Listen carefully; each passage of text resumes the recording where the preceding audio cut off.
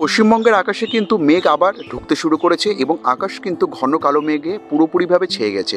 বৃষ্টির মাসগুলো পার করে আসার পরও এখনও কিন্তু মনে হচ্ছে না যে বর্ষাকাল কিন্তু সম্পূর্ণ পরিমাণে পশ্চিমবঙ্গ থেকে বিদায় নিয়ে। এই সময় কি তোমাদের গাছে ফুল আসা একেবারেই বন্ধ হয়ে গেছে?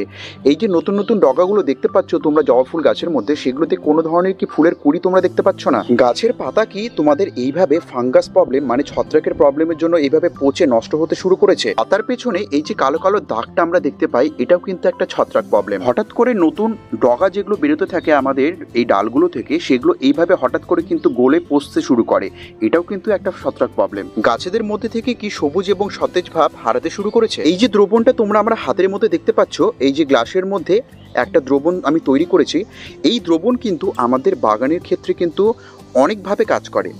এই যেমন কাজ করবে আমাদের বাগানের গাছের গ্রোথকে ঠিক করার জন্য, রুট ডেভেলপমেন্টের ক্ষেত্রে, গাছের সতেজ ভাব ফেরানোর জন্য, তেমনই কিন্তু অ্যাজ এ ফাঙ্গিসাইড মানে ছত্রাকনাশক হিসেবেও কিন্তু আমরা কিন্তু একে ব্যবহার করতে পারি। শুধু ছত্রাকনাশক নয়, এই দ্রবণকে কিন্তু আমরা রুট হরমোন হিসেবেও কিন্তু আমাদের গাছেদের মধ্যে ব্যবহার করতে পারি। তো এইটা কিসের দ্রবণ সেটা কিন্তু তোমাদের জানার কিন্তু কোয়ারি বাড়তে শুরু করেছে, আমি জানতে পাচ্ছি। এবং এই দ্রবণের কাজ কি রয়েছে, এই দ্রবণ আমরা কখন ব্যবহার করব, কিভাবে ব্যবহার করব, কোন সতর্কতাগুলো অবলম্বন করে এই দ্রবণ আমরা গাছে ব্যবহার করব, তার সমস্ত তথ্যের ইনফরমেশন পেতে হতে গেলে তোমাদের কিন্তু এই ভিডিওটা একদম শেষ পর্যন্ত মনোযোগ সহকারে দেখতে হবে, কোনো স্কিপ করা চলবে না। এবং যে সকল নতুন দর্শক বন্ধুরা আজ পিকাস গার্ডেনিংয়ে প্রথমবার এসেছো, তারা অবশ্যই চ্যানেলটিকে সাবস্ক্রাইব করবে এবং পাশে দেওয়া বেল আইকনটি অলে প্রেস করে নেবে।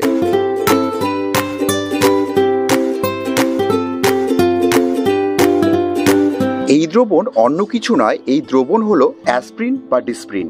এই ট্যাবলেট কিন্তু আমাদের বিভিন্ন কাজে লেগে থাকে এবং এই ট্যাবলেট কিন্তু আমরা সেবন করি আমাদের নিজেদের প্রবলেম সলিউশনের জন্য।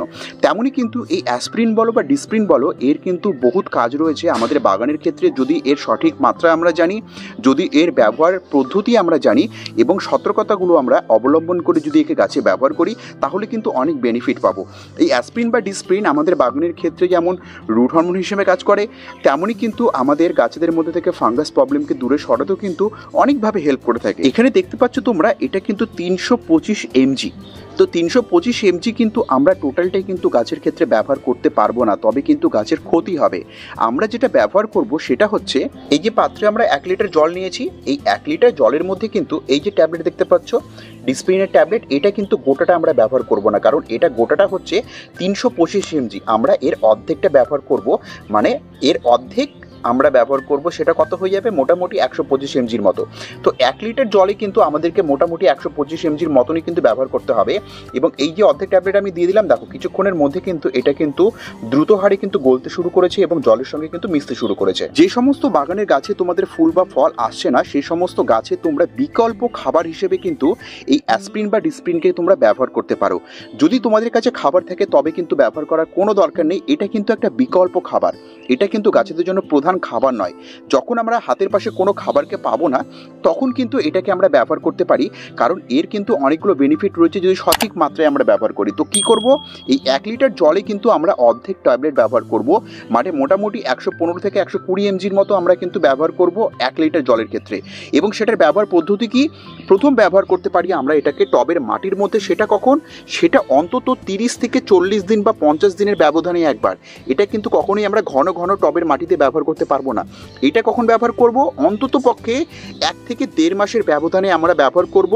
যদি আমাদের মন চায় বিকল্প খাবার হিসেবে আমরা এটাকে কিন্তু ব্যবহার করতে পারি, যদি গাছে অতিরিক্ত বেশি ফুল এবং ফল আমরা আনতে চাই। এই অ্যাসপ্রিন বা ডিসপ্রিন যেটাই হোক না কেন, একে আমরা দ্বিতীয়ভাবে কিভাবে ব্যবহার করতে পারবো, ওই সেম পন্থাতেই। আমরা 1 লিটার জলের মধ্যে যদি 115 থেকে 20 mg ডিসপ্রিন বা অ্যাসপ্রিনকে গুলিয়ে নিই, সেই দ্রবণটাকে কিন্তু অ্যাজ এ ফাঙ্গিসাইড হিসেবে আমরা কি করতে পারি, মান্থলি একবার করে, মানে সেই সেম রেশিওতে 30 থেকে 50 দিনের ব্যবধানে কিন্তু আমরা প্রত্যেকটা গাছের মধ্যে স্প্রে করে দিতে পারি। তাহলে হবে কি, এ কিন্তু ন্যাচারাল ফাঙ্গিসাইড হিসেবে কিন্তু আমাদের গাছে কাজ করে, সেটা কিন্তু বিকল্প হিসেবে। যদি তোমাদের কাছে সাফ থাকে বা অর্গানিক ফাঙ্গিসাইড থাকে, তোমরা সেটাই ব্যবহার করবে। যদি অপশন না থাকে তার ক্ষেত্রে, সেই ক্ষেত্রে কিন্তু তোমরা এই দ্রবণটাকে কিন্তু গাছের মধ্যে ফাঙ্গিসাইড হিসেবে কিন্তু ব্যবহার করতে পারো। এবং অবশ্যই মাথায় রাখবে, যখন এটাকে ব্যবহার করবে তখন কিন্তু যাতে রোদ না থাকে, এরকম স্যাঁতস্যাঁতে ওয়েদারে বা সকালের সময় বা সন্ধ্যের সময় কিন্তু এটাকে প্রয়োগ করবে। কড়া রোদে প্রয়োগ করলে কিন্তু গাছের ক্ষতি হতে পারে। ডিসপ্রিন বা অ্যাসপিরিন কাজ করে থাকে, একটা হচ্ছে গাছে ভালো ফুল বা ফল নিয়ে আসতে, কারণ রুট ডেভেলপমেন্ট যত ভালো হবে তত কিন্তু গাছে ফুল ফল বেশি আসবে। আর ডিসপ্রিন বা অ্যাসপিরিন যেটা মূলত কাজ করে সেটা রুট ডেভেলপমেন্টের ক্ষেত্রে। এবং দ্বিতীয় কি, আমরা কিন্তু বিকল্প ফাঙ্গিসাইড বা ছত্রাকনাশক হিসেবে কিন্তু এই অ্যাসপিরিন বা ডিসপ্রিনকে ব্যবহার করতে পারি। শুধু এই দুটো কাজ নয়, এর সবথেকে ভালো কাজ যেটা হয় যার জন্য এই অ্যাসপিরিন বা ডিসপ্রিনকে আমরা বাগানে ব্যবহার করতে পারি সেটা হচ্ছে কাটিং থেকে চারা গাছ তৈরি করতে। আমরা বিভিন্ন বাগানেরই কিন্তু প্রচুর পরিমাণে চারা গাছ রোপণ করি এবং কাটিং থেকে চারা গাছ তৈরি করি। কাটিং থেকে চারা গাছ তৈরি করতে রুট হরমোন হিসেবে কিন্তু এই অ্যাসপিরিন বা ডিসপ্রিনের সব থেকে ভালো কাজ। আমাদের বাগানে ফুল ফল আসুক চাই না আসুক, আমাদের বাগানে ছত্রাক যাক চায় না যাক, কিন্তু যদি আমরা অ্যাসপিরিন বা ডিসপ্রিনকে অ্যাজ এ রুট হরমোন হিসেবে নতুন চারা গাছ তৈরি করার ক্ষেত্রে ব্যবহার করি তাহলে কিন্তু তার রেজাল্ট কিন্তু খুব ভালো থাকবে। তো দেখতে পাচ্ছি এখানে কিন্তু আমি অনেক বুগেনভিলিয়ার কাটিং বসিয়েছি যেগুলো এতদিন পর্যন্ত কিন্তু আইসিইউতে ছিল, আমি এখন কিন্তু আইসিইউ থেকে বের করেছি এবং দেখতে পাচ্ছি এদের গ্রোথ কিন্তু প্রায় 90% সাকসেসফুল। প্রত্যেকটা থেকে কিন্তু ব্রাঞ্চ বেরোতে শুরু করেছে। তোমরা কি করবে, যখন ডালগুলোকে বসাচ্ছ, কাটিংগুলোকে বসাচ্ছ গাছ তৈরি হবার জন্য, তখন ডালগুলোকে যদি এই অ্যাসপিরিন বা ডিসপ্রিনের জলে অন্তত 30 মিনিট তোমরা ডুবিয়ে রাখো এবং ডুবিয়ে রাখার পর যদি এই পাত্রে প্রতিস্থাপন করো তাহলে কিন্তু এর সাকসেস রেট অনেকটাই বেড়ে যাবে। এবং সেটার পরেও যদি দেখতে পাও যে এরকম তোমাদের সাকসেস রেট আসছে না বা কম হচ্ছে, সেখানে তোমরা কি করতে পারো, এই অ্যাসপিরিন বা ডিসপ্রিন এই যে গোলা জলটা রয়েছে এটা সামান্য পরিমাণে তোমরা যদি এই পাত্রের মধ্যে দিয়ে দাও তাহলে হবে কি, এই জলটা কিন্তু এই পাত্রের মধ্যে কিন্তু রুট হরমোন হিসেবে কাজ করবে এবং এই ব্রাঞ্চেসের ডেভেলপমেন্টের ক্ষেত্রে কিন্তু এ একটা মুখ্য ভূমিকা পালন করবে। দ্বিতীয় এর মুখ্য কাজ যেটা সেটা হচ্ছে ফ্লাওয়ার বাসের ক্ষেত্রে। মাত্র আমরা অনেক সময় বাড়িতে কিন্তু বিভিন্ন সুগন্ধি ফুলগুলোকে কিন্তু জীবিত রাখতে চাই। ন্যাচারালি কি হয়, জলের মধ্যে ডুবিয়ে রাখি, সেই ক্ষেত্রে হয় কি কিছুক্ষণের মধ্যে কিন্তু আমাদের এই ফুলগুলো কিন্তু নিস্তেজ হয়ে পড়ে। কিন্তু আমাদের এই যে ফুলগুলো রয়েছে যেগুলোকে আমরা জীবিত রাখতে চাই জলের মধ্যে ডুবিয়ে, সেখানে জল ইউজ না করে যদি আমরা সেখানে এই অ্যাসপিরিন বা ডিসপ্রিন গোলা জলের মধ্যে যদি এই ফ্লাওয়ারগুলোকে ডুবিয়ে রাখি তাহলে কিন্তু এর সতেজ থাকার কিন্তু সময়টা অনেকটা দীর্ঘ হয়ে যাবে। মানে আমরা অধিক সময় পর্যন্ত কিন্তু এই ফুলগুলোকে জীবিত রাখতে পারবো এবং তার সুগন্ধে কিন্তু বাড়িগুলোকে মাতিয়ে রাখতে পারবো। বন্ধুরা তোমরা দেখলে এই অ্যাসপিরিন বা ডিসপ্রিনের যে দ্রবণটা আমি তৈরি করেছি এর কতগুলো কাজ রয়েছে আমাদের বাগানে, কিন্তু প্রত্যেকটা কাজের ক্ষেত্রে কিন্তু আমাদেরকে সতর্কতা অবলম্বন করতে হবে। এই দ্রবণটাকে আমরা গাছে খাবার হিসেবেই ব্যবহার করি, রুট হরমোন হিসেবেই ব্যবহার করি, বা ছত্রাকনাশক হিসেবেই ব্যবহার করি, বা কোনো ফুলকে জীবিত রাখার জন্যই ব্যবহার করি। প্রত্যেকটা ক্ষেত্রে কিন্তু আমাদেরকে সতর্কতা অবলম্বন করতে হবে এবং বিশেষ করে সতর্কতা অবলম্বন করতে হবে যখন এটাকে গাছে আমরা ফাঙ্গিসাইড এবং খাবার হিসেবে ব্যবহার করছি। আমরা কিন্তু অন্তত 30 থেকে 50 দিনের ব্যবধানে কিন্তু এটাকে ব্যবহার করব, তার কমে কখনোই নয়। এবং এটা কিন্তু বিকল্প খাবার, এটা কিন্তু গাছেদের প্রকৃতপক্ষে কোনো ফাঙ্গিসাইড নয় বা কোনো খাবার নয়।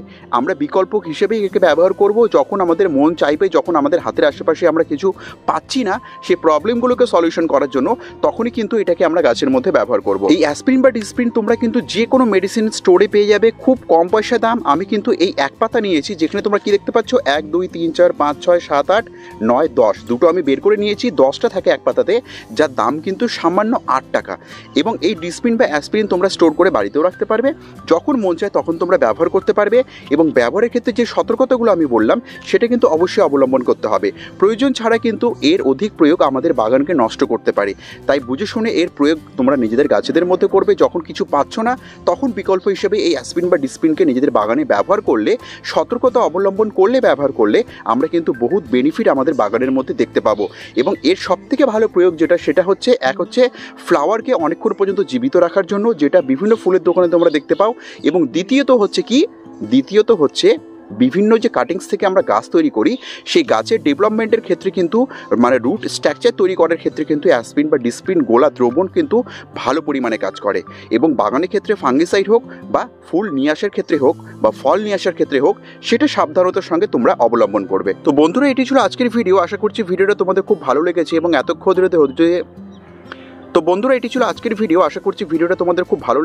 এতক্ষণ ধরে ধৈর্য দিয়ে ভিডিওটাকে দেখার জন্য তোমাদেরকে অশেষ ধন্যবাদ। এভাবে আমাদের ভিডিওগুলো দেখতে থাকো, এভাবে পিকাস গার্ডেনিংকে নিজেদের ভালোবাসা দিতে থাকো। দেখাবে পরবর্তী ভিডিওতে এরকম আরও নানান ইনফরমেশন নিয়ে, এরকম আরও নানান গুরুত্বপূর্ণ টিপস এবং ট্রিক্স নিয়ে। কিন্তু ততক্ষণের জন্য আমার প্রত্যেকটা দর্শক বন্ধুকে আমি এখানেই জানাচ্ছি আজকের মতো নমস্কার।